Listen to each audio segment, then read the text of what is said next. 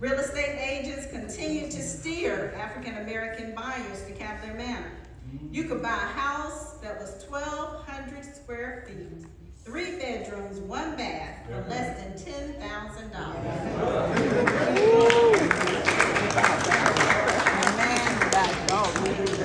Those were the good old days. As a real estate agent, you better have $10,000 just for your closing costs. Amen.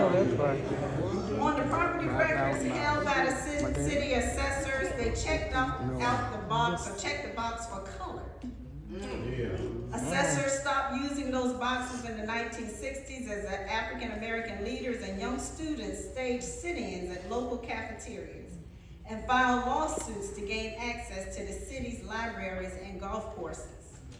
In Portsmouth's largest neighborhood, it had over 3,000 houses owned by working to upper-class African-American families. In 1968, the private all-white by-the-week golf course was open to the public after 34 years of using city land. And the first player to tee off was an African-American. Mr. Harold Goodman, a 51-year-old shipyard worker, led an entourage of reporters through the light rain towards the first tee.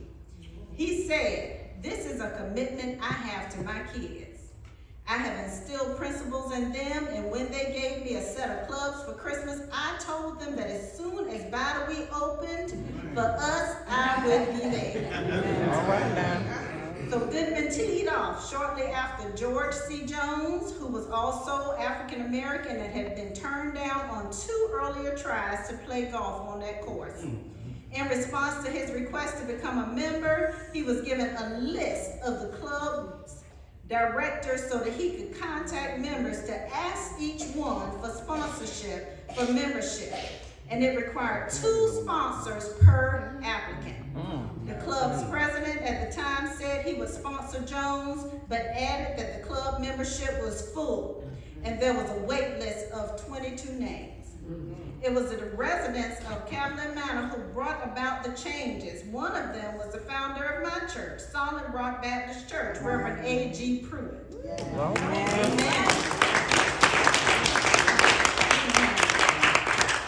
In Cavalier Manor, not only did you work together, you socialized together, and you worked to enhance the quality of life for those behind you. It was truly neighbors pushing and motivating you to make a difference. It was a very tight-knit community.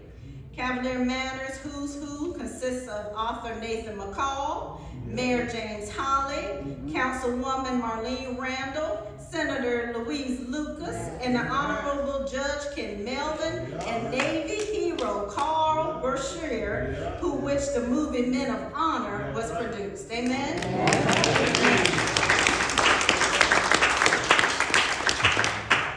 Cavalier Manor created a huge voting bloc of similarly minded middle-class residents with consistently high voter turnout and political power. We still have some power. Amen. Amen. Amen. We just need to teach this younger generation that they need to turn out. Amen. Amen. As author Nathan McCall stated, we children didn't understand, but we certainly felt it from our parents. It represented them so much. At the time of the 2000 census, Cavalier Manor was Virginia's most stable neighborhood, its average residents having lived there for more than 30 years. You knew your neighbor, and you knew how to address them as Mr. and Mrs. We had a field and a firehouse, Golden Skillet, Mason's Barbershop, Pies Ice Cream Parlor, and Earl's Market.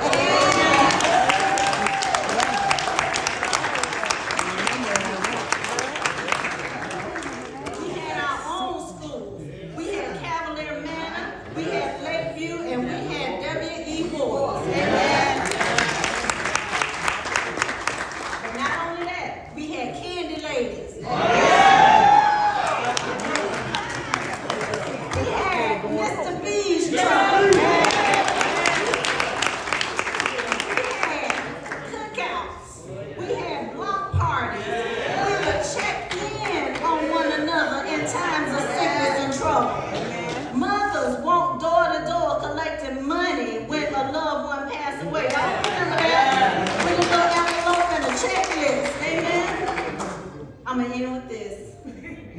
Cavalier Manor is more than just a place. Yes. It was a guiding light and still is.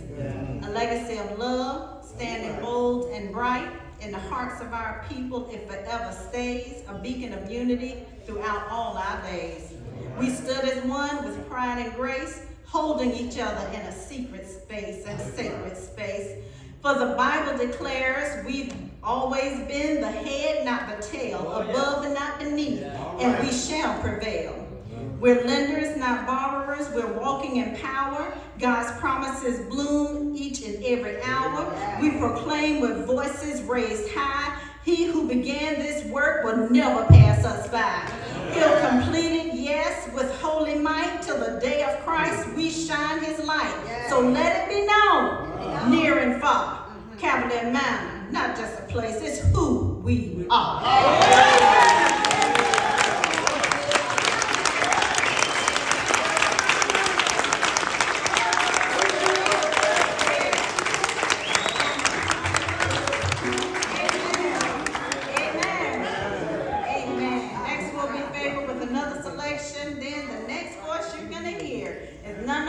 My brother, your brother, amen, Minister George Easton, amen.